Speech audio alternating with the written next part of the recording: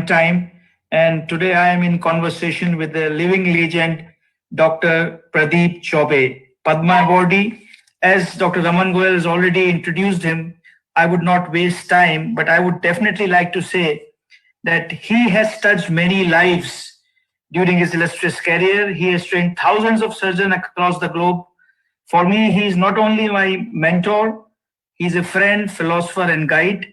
As Dr. Raman was saying, that I can reach out to him anytime during the day or night, and he's always available. He's a surgeon par excellence, teacher, a very generous human being. He has published extensively, and he has been office bearer of many international associations. With this, gentlemen, I am so glad to present to you Padma Shri Dr. Pradeep Chaubey. Welcome, sir. On behalf of IAGs and Doplexes, we extend a very warm welcome to you. And I would like to show a couple of photographs before I start. Can you recognize the young Pradeep Chaubey? One on the left side. Okay. Okay, this is a very cute family. His lovely wife, Susmita Madam, Abhinav, his son, Amisha, daughter. She's obviously my favorite. And now this young looking boy is already married to a very young, beautiful girl, has a child. So this is Dr. Pradeep Chaubey for you guys. Sir, the first thing which I would like to ask you is, thank you. The first question which I would like to ask you is, in your memory, what was the moment when you decided that you want to be a surgeon, or a thought crossed your mind that you want to become a surgeon? Well, I think I would give that credit to my father, because he was also a surgeon, but not surgeon like us. He qualified from Madras Medical College in 1928, where there were very few MBBS doctors in the country. And of course, he used to operate cataracts and mastoids and tonsils and cesarean, whatever was possible in those days. And he was sought after a doctor, because not many government doctors were operating those days of chloroform and ether. So I think I had a great inspiration from him, because I saw that possibly he's respected much more than the other doctors because of his surgical expertise. And I thought that that may be a good profession for me to choose. And when was this? Very young, or when you already entered the medical college? Well, I think no. I think it's much. When I was in the primary school, I have seen him going to the hospital. He always used to wear white dress and white shirt and white trousers, and he will change in the afternoon after doing the operations, and then will change to another white and go for his outpatient. So I think I had that image of a surgeon, and amount of respect which he got from each and everybody. And even the opinion makers, the bureaucrats used to be there, because he was the only surgeon in the district for that matter. So he was one of the very respected person from all the cadre of society. Lovely.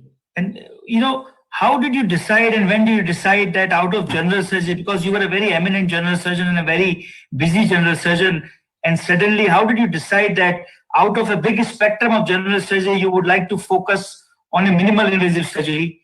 Because what I remember, even that time, the minimal invasive surgery was not even considered a subspecialty. It was just a, gallbladder was, and probably hernia. These were the two surgeries which were being done.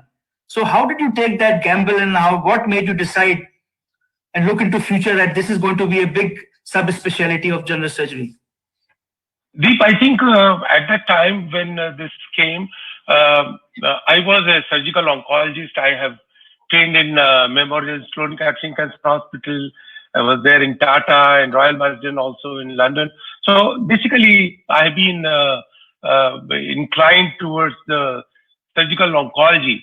And the biggest part which I never liked was the pain and the trouble with all these destructive surgeries the patients were going through. I did not really greatly appreciate that thing, but we had no option but to be very radical, very extensive in our approach. And that is when I was attending one of the congress in '89 in New Orleans, American College of Surgeons, where I was standing there. Reddy Carlson presented a couple of cases of what at that time was called video cholecystectomy. And he showed a glimpse of the patient walking a couple of hours after the operation, walking. And it was amazing. And I thought that this is the thing, this is the way I want my patients in the evening. And that's how it showed the seed of laparoscopic surgery. And of course, then I went to Dr. Mohan Shenappa in Singapore when he did the first laparoscopic workshop in '90. And that's how my journey started. I realized that surgeon, as being a surgeon, in spite of all our intentions of being very kind to them, looking forward for a cure for them from the diseases, we were possibly doing more damage because of just that incision. In the moment I thought that incision could be avoided and can be replaced by punctures, then I thought that was motivating. And of course, at that time, the Time magazine, the front cover I came across, which said the kind cuts of surgeons. So, because surgeons will never make a kind cut, but this was, of course, the kind cut of a surgeon, which was my big motivation to get into the laparoscopy. And I think you created the first department of minimal invasive surgery in India, if I'm not wrong. Yeah, actually, in fact, it was the first department of minimally invasive surgery in Asian subcontinent, and it was '96. And for this, I have always given credit to. I was conducting a workshop in Sri Lanka in Kandy in '95, and in the evening banquet, I met our mentor and legend, Dr. Udwadia, by the side of the swimming pool. And I said, sir, by that time we have conducted the first IJS Congress in '95 in New Delhi. And I asked him, sir, what should we do now to promote this? And I said that I think if you can create a department of minimally invasive surgery, because he says, I made a mistake of not creating a department of gastrointestinal surgery way back a couple of decades back. And he always said that I always missed. And I think he said, Pradeep, you must try to make this department. And when I came back, another mentor, Dr. Sama, I expressed myself that I would like to do this. He says, it's your choice, but I'm sure you will be starving because I had a good general practice. And he says, just for simply a laparoscopic gallbladder surgery, why should you like to, in a private practice, give up other general surgical procedures which have bread and butter for that matter? But looking at my conviction, and he said, okay, go ahead. But my other two colleagues who were there at the time, who were a little senior to me, they said, we will continue doing laparoscopy and we will not stop doing it. I said, it's fine with me. I will continue. I think in the back of my mind, I would say that, like dating, some is different and getting married is different. So I thought that let me get married to minimal invasive surgery at that time, and so that I can possibly be more progressive in this direction. And then I think another important point was at that time when I thought of moving, my senior colleagues who are very senior, say for Dr. Kullar, who is with me for 35 years now, he was, at that time, I requested him, I would like to move. He says, I will join you. Dr. Anil Sharma, which is with me now 31 years, said, I will join you. And Deep, you were also there and you moved out for your the Royal College.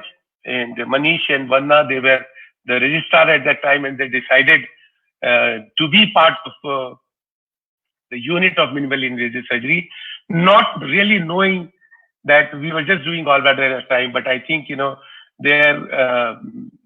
this team which gave me the support, help, and of course, we always discuss. That is how I think we could create a department in 96, beginning of 96. And there was no such department in Asia Pacific region, because definitely the lot of general surgeons who were doing laparoscopic surgery on a particular day of the week. Rest of the week, they were doing open surgery.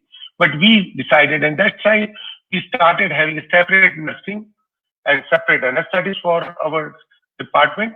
And that's how I think in totality, we created exclusive department. And I feel after 35 years of our team, which for almost like 24 years of dedicated minimally invasive team, we are very proud today that we have covered a long distance and done almost about 85,000 surgeries during this period.